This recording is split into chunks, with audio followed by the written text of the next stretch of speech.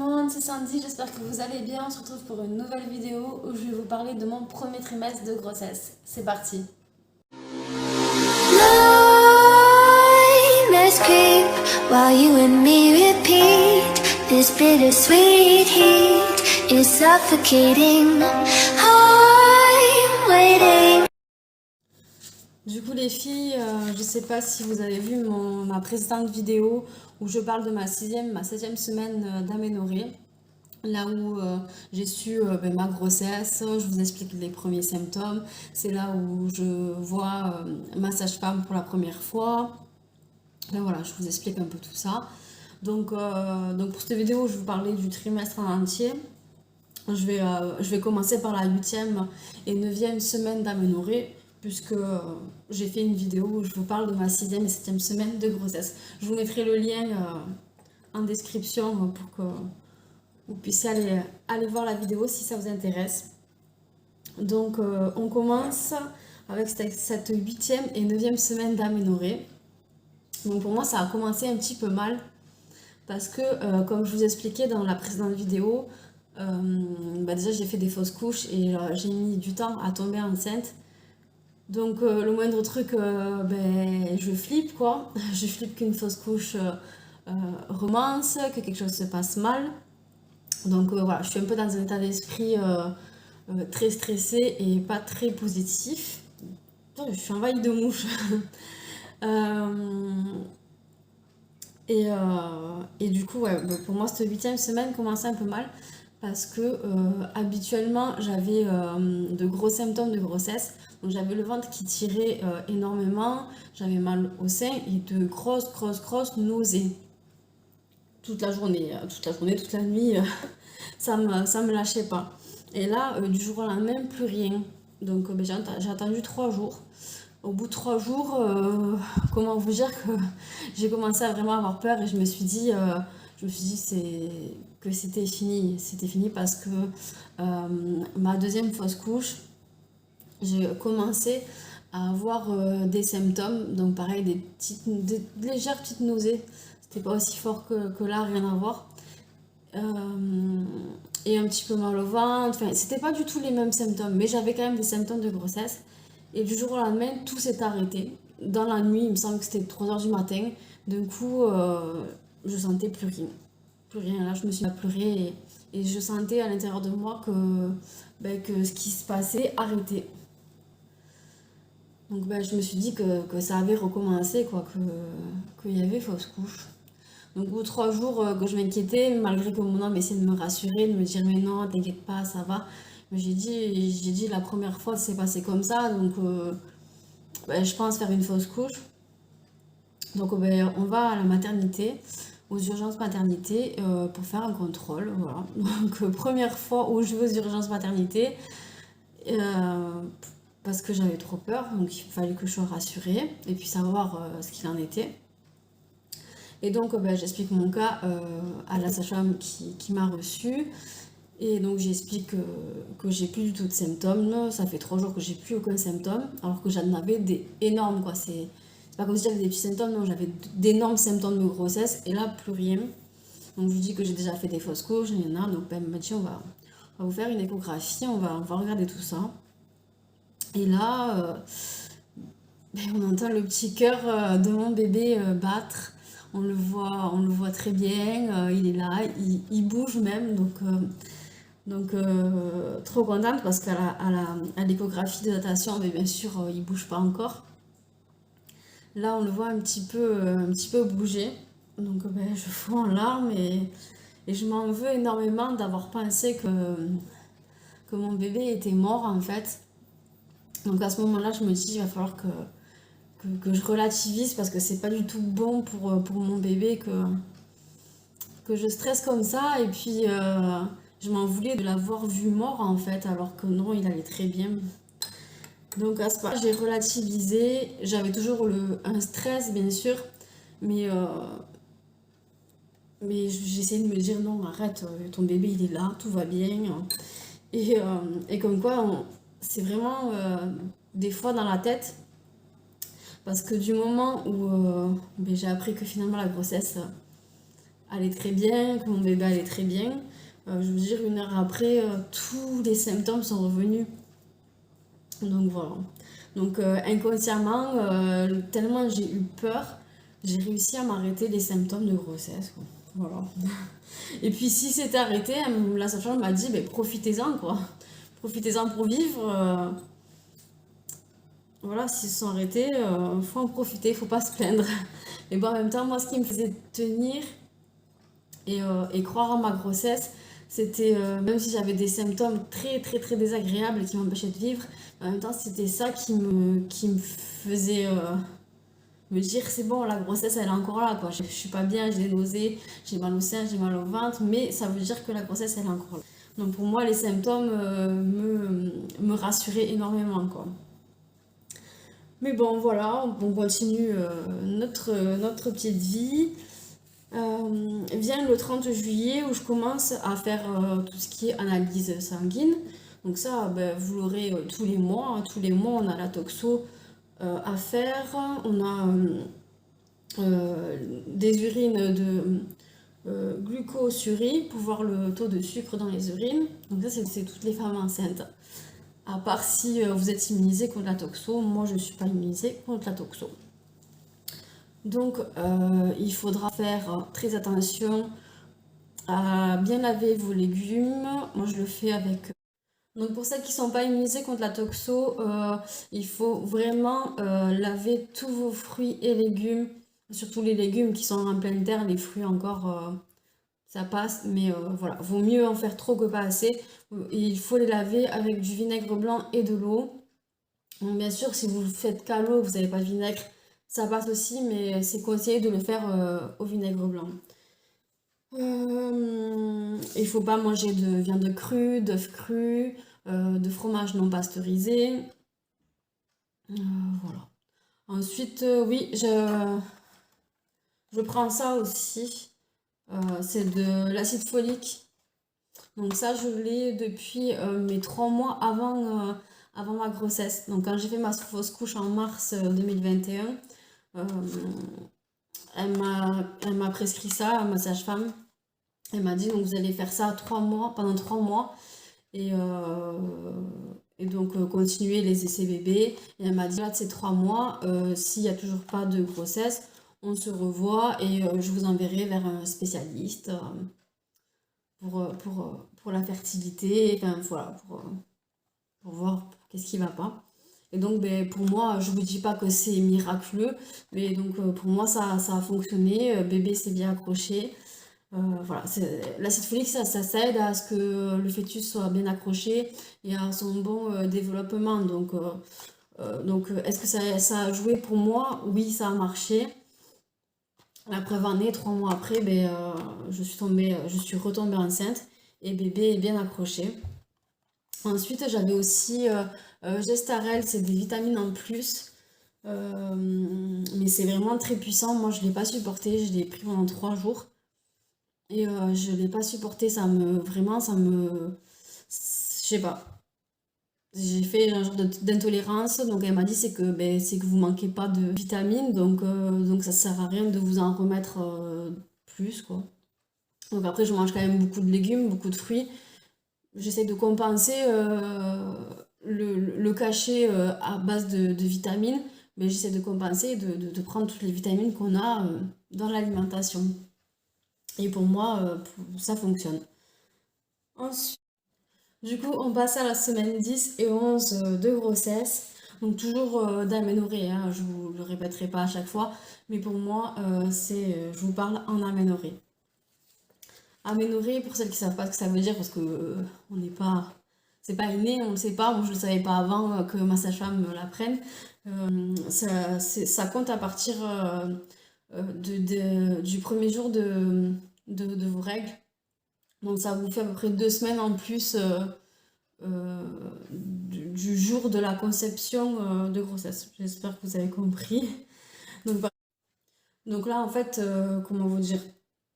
Là, je vous parle de la semaine 10 d'aménorrhée. Mais si c'est pas d'aménorrhée, je serai à la semaine 8. Voilà. Le jour de la conception. En général, c'est parce qu'il y a 2 semaines.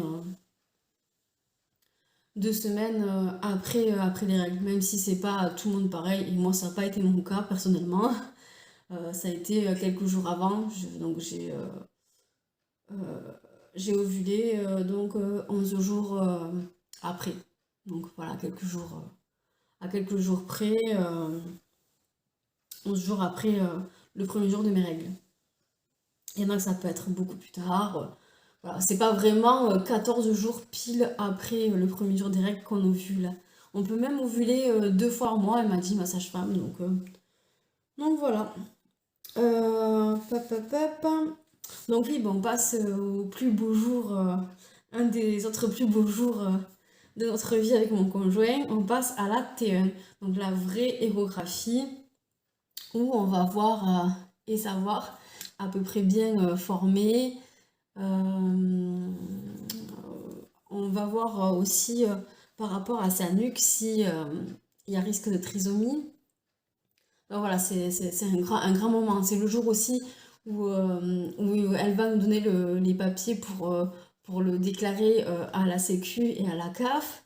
Donc ben, c'est un grand moment parce que ça y est, c'est une personne. Pour moi, c'est comme si c'était une personne.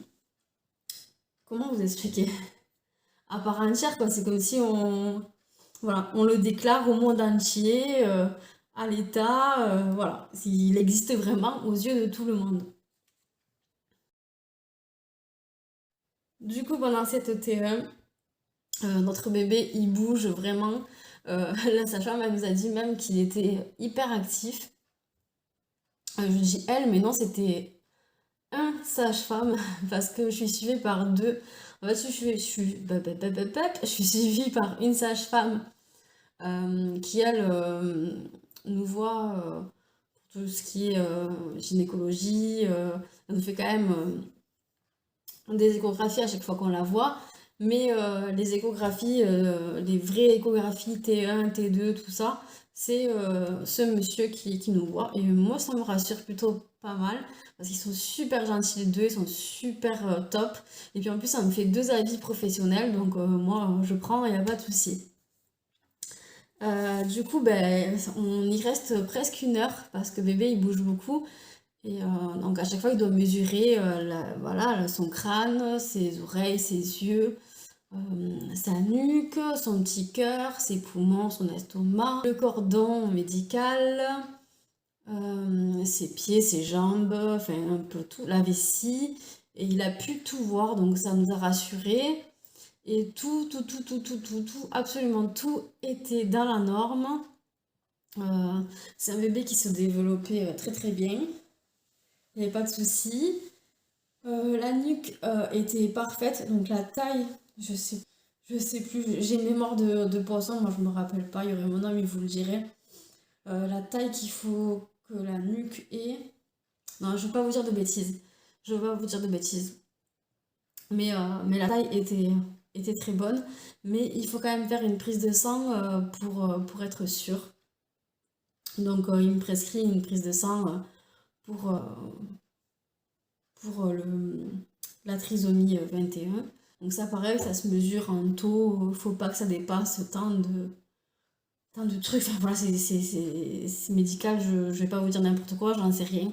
J'en sais rien. Qu'est-ce qu'on a après? Mais voilà, on sort de là, après 1 heure avoir vu son bébé, moi j'aurais pu rester toute la journée à voir mon bébé.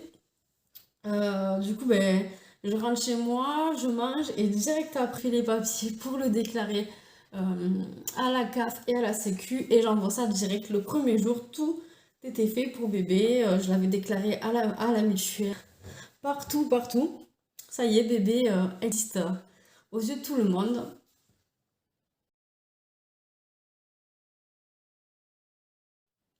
Du coup, on décide. Enfin, moi j'avais peur, mais c'est plus moi qui a décidé de l'annoncer à tout le monde. Moi, pour moi, je voulais attendre les 5 mois, j'avais encore peur.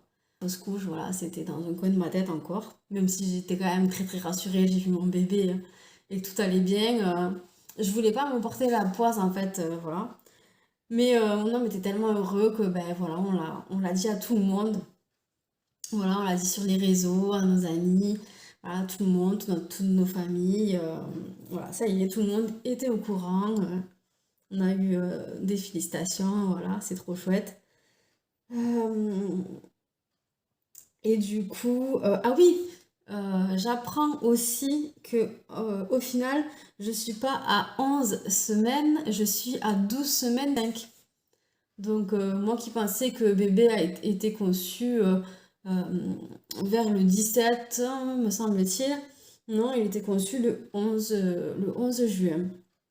Donc voilà, une semaine de plus de gagné, hein, moi j'étais contente. Mon bébé était plus grand en fait. Voilà, ces semaines elles viennent se clôturer où je refais une prise de sang pour la toxo. Et voilà, voilà la fin de la 10e et la 11e semaine de grossesse.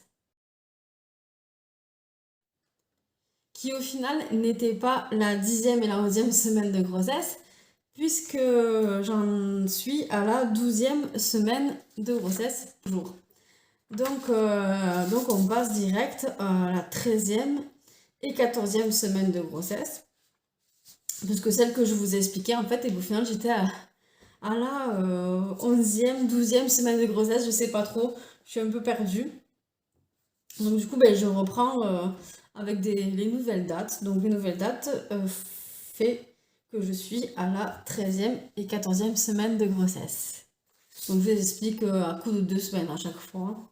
Parce que des fois, en une semaine, il n'y a rien de ouf qui se passe. Donc, ben, cette semaine-là, les idées vont beaucoup mieux. Donc, quand même des nausées tous les matins, mais elles sont vite calmées. Il faut que je déjeune. Voilà, dès que je me lève, il faut que je déjeune et ça passe. Ça passe, j'ai plus toutes les nausées de toute la journée. Voilà, des fois j'en ai vite fait, mais un coup de vent, quoi. Dès que j'ai l'estomac vide, en fait. Non, vers midi, ben, il faut que je mange à midi. Vers 3h30, 4h, il faut que je goûte. Et, le soir, à 6h, je commence déjà à calculer qu'est-ce que je vais faire à manger parce que ben, ça y est, j'ai le ventre qui commence à gargouiller. Voilà, faut pas sauter un repas. Et puis de toute façon, bébé nous le rappelle de pas sauter un repas, quoi, parce que sinon, on est malade. Ah oui, le taux d'hormones en flèche, je pleure pour rien du tout. Mais vraiment, pour un rien, je pleure. Je saurais même plus pourquoi. À chaque fois, je disais, mais je sais pas pourquoi je pleure. Je pleurais pour rien du tout. Pour rien.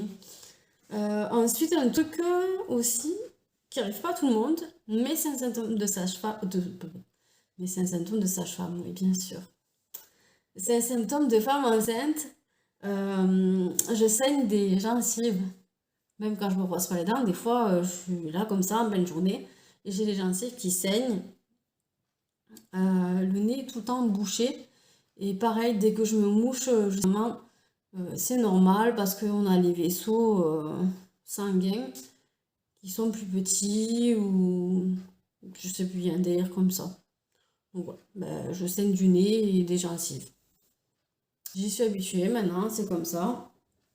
Et vu que tout est plus petit, les vaisseaux sont plus petits, j'ai la sensation d'avoir tout le temps le nez bouché, donc je me mouche plus souvent.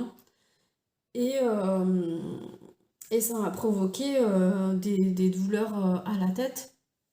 J'ai eu pendant plus d'une semaine des maux de tête tous les jours.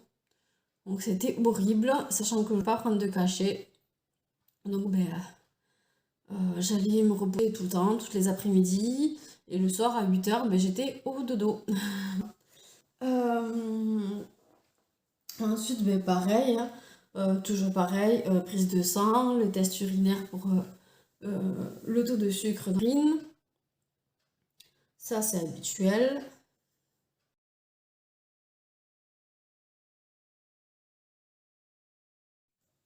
Vient le prochain rendez-vous gynécologique euh, où elle a appelé la première consultation, plus échographie pour moi. Donc je sais pas si c'est pour tout le monde. En général, apparemment, il serait dit qu'il y aurait que 3 échographies dans la grossesse. Moi, écoutez, à chaque fois que je vois ma sage-femme, elle me fait une échographie, donc je suis contente. Bébé va super bien. On a essayé, enfin la sage-femme a essayé de voir le sexe. On l'a pas vu, mais on a revu bébé et il va bien. Ah oui, une autre étape encore, on a fait le dossier d'inscription à la maternité. Donc ça y est, je suis inscrite à la maternité. Ouais, niveau symptômes, j'ai plus de douleur dans les seins. Les nausées, franchement, je revis, ça n'a rien à voir, hein. Comme je vous ai dit, c'est vraiment que le matin et quand j'ai faim. Mais ça passe, si je mange direct, ça passe. Donc voilà, quand on part quelque part, ben, on prévoit toujours le petit gâteau dans le sac. Qu'est-ce qu'on a après? Oui, à ce moment-là, dans la 13e et 14e semaine, le moindre effort que je faisais, ça c'était embêtant et ça me faisait peur. J'avais très très très mal au ventre, en bas du ventre. Donc ben, par exemple, si je faisais le balai ou que je restais trop longtemps debout à faire mon ménage, le linge, ou qu'on passait voilà, une matinée à faire les courses et à aller en ville, que je restais trop longtemps à marcher ou debout. Voilà, vers la fin d'après-midi, j'avais de très très très très très gros tiraillements dans le bas-ventre, de gros gènes et comme une sensation, je sais pas, je vais décrire ça comme ça, mais je sais pas si c'est vraiment ça. C'est par exemple, si je me levais de la chaise, j'avais l'impression que tout descendait comme si ça faisait ventouse. Je sais pas, c'était bizarre, j'avais peur et bon, j'en ai parlé à une amie, apparemment c'était bizarre. C'était bizarre, non, c'était normal, ça lui avait fait elle aussi. J'en ai parlé à la sage-femme, elle m'a dit que voilà, bah, tout se met en place, tout s'étire, enfin, c'est normal de ressentir tout ça, voilà. Il y a tout que, voilà, on part d'un petit corps, je faisais 50 et quelques kilos, 54, 54 kilos, donc j'étais plutôt mince, plutôt normale. Et, et voilà, il y a les hanches qui s'étirent, il y a tout il y a tout qui se met en place, donc ben, c'est normal d'avoir mal, quoi. Mais bon, ça fait bizarre parce que on s'attend pas vraiment à ça. Les femmes enceintes, quand elles sont enceintes, elles ne nous disent pas mais j'ai mal partout. Non, t'as l'impression qu'elles vivent leur vie, qu'elles sont là toutes belles. Non, c'est du fake tout ça. Je vous le dis, c'est du fake. Ça fait souffrir. On sent notre corps qui se transforme. On le sent vraiment tous les jours, presque tous les jours. Il y a un truc qui se passe, quoi. Pour ma part, en tout cas. Et voilà, du coup, ça clôture. Du coup, j'allais vous dire qu'on passe à la 15e et 16e semaine de grossesse. Mais non, je vous ferai une prochaine vidéo parce que du coup, le premier trimestre s'arrête là. Car à partir de la 15e semaine de grossesse, enfin la 15e semaine de grossesse, semaine du premier trimestre. Mais vu que moi je vous fais par à coup de 2 semaines, ça sera la 15e, la 16e semaine de grossesse. On passera dans le deuxième trimestre, dans le 4e mois. Donc je vous ferai tout ça dans une autre vidéo. Je vous invite à vous abonner et activer la cloche si vous souhaitez suivre tout le long de ma grossesse. Voilà, je vous dis tout sans tabou.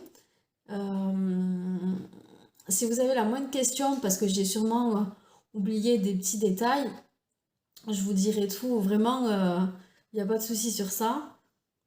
Et puis voilà, je vous dis à très bientôt pour une prochaine vidéo. Des gros bisous, merci de me suivre.